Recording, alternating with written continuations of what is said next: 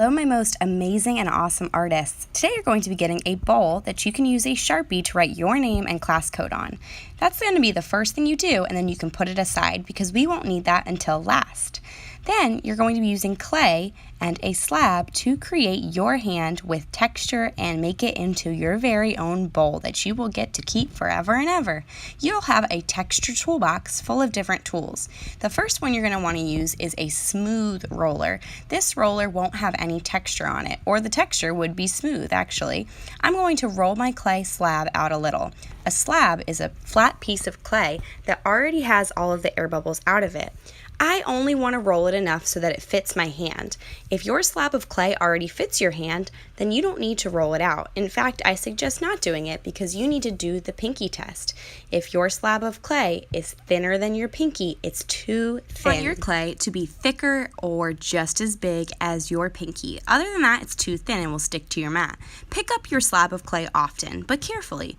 If it's able to lift off of your clay mat, then that means that it's probably thick enough. If it starts to stick, that means you've rolled it too thin or pressed it out too much. Now I'm getting to use my texture toolbox. You will have a variety of different textures that you can lightly press into your slab of clay.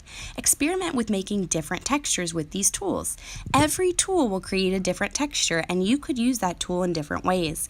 Now, if I don't like a texture that I tried out, I can erase it by dipping my finger in just a little bit of water and gently pressing on top or smearing it.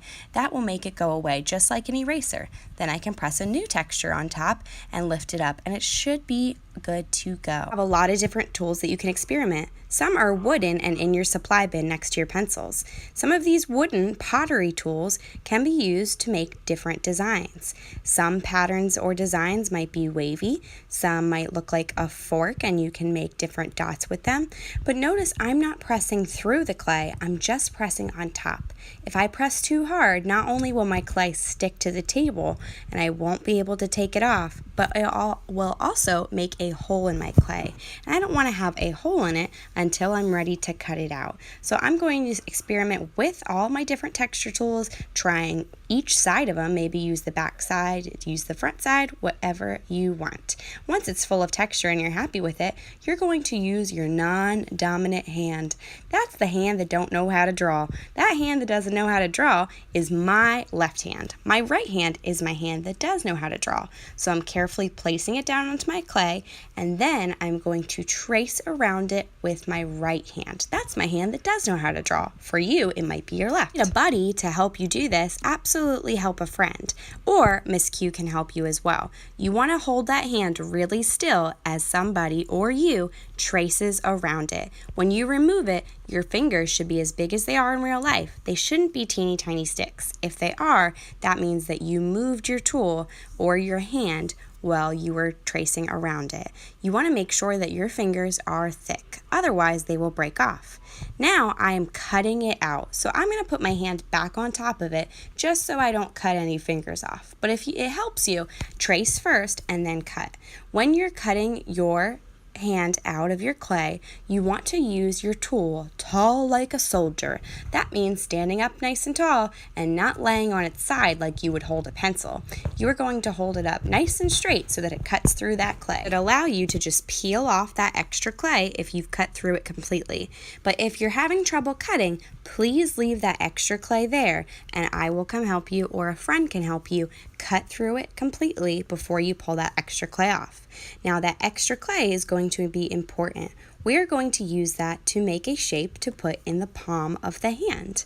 So I'm going to use my extra clay that's already rolled out into a slab to make a heart. Now this extra clay over here, I'm going to roll out. So it looks like my other one, but you could absolutely just use one that's already flat.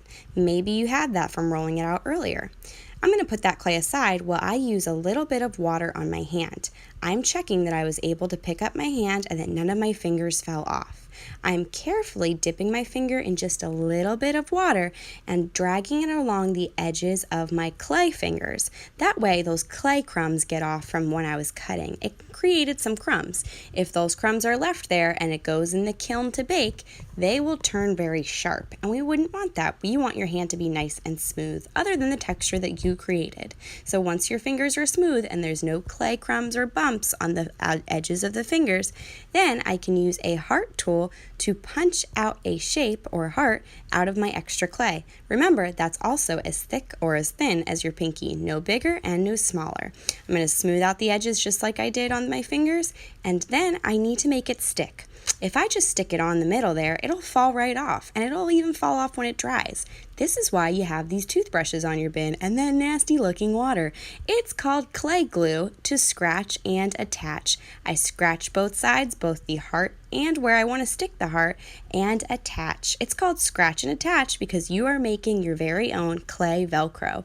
Both sides that you are attaching or sticking together need to have the texture to be able to stick. So I scratch and attach and then smush and smooth it down. You just saw me smushing down that heart to make sure it's really stuck. I should do the wiggle test. If I'm wiggling it and anything falls off, like a finger or the heart, that means I need to scratch and attach more or reattach. If a finger fell off, I would do the same method that I'd made for the heart by scratching and attaching. Now I'm going to carefully place it down in the bowl so that it stays. I'm being very careful doing that wiggle test, maybe moving a few fingers together so that I don't worry about them falling off as it dries. Once I have that hand in that bowl, that will allow it to mold into a bowl shape. It won't be in the bowl forever. When it dries, it will be in the shape of a bowl so that somebody could put something in it, like a treat, like maybe candy, or maybe you could put jewelry on it, or you could give it to your mom or dad or grandma or brother or sister, or put a toy in it, whatever you want to use it for. All right, awesome artists, I cannot wait to see what you create today. Don't forget that when you're finished, you will clean up your area. You will also clean up your hands. Any extra clay goes in Miss Q's extra clay bag. It does not go home in pockets, and all of your tools get returned to the bin. The extra clay I just squished up into a clay ball. I'm going to put it in that extra clay bag because I save it for every other class that needs to do clay, and then I'm going to use an art wipe or sponge to clean up my mat so that my next class coming in doesn't have any clay crumbs left there.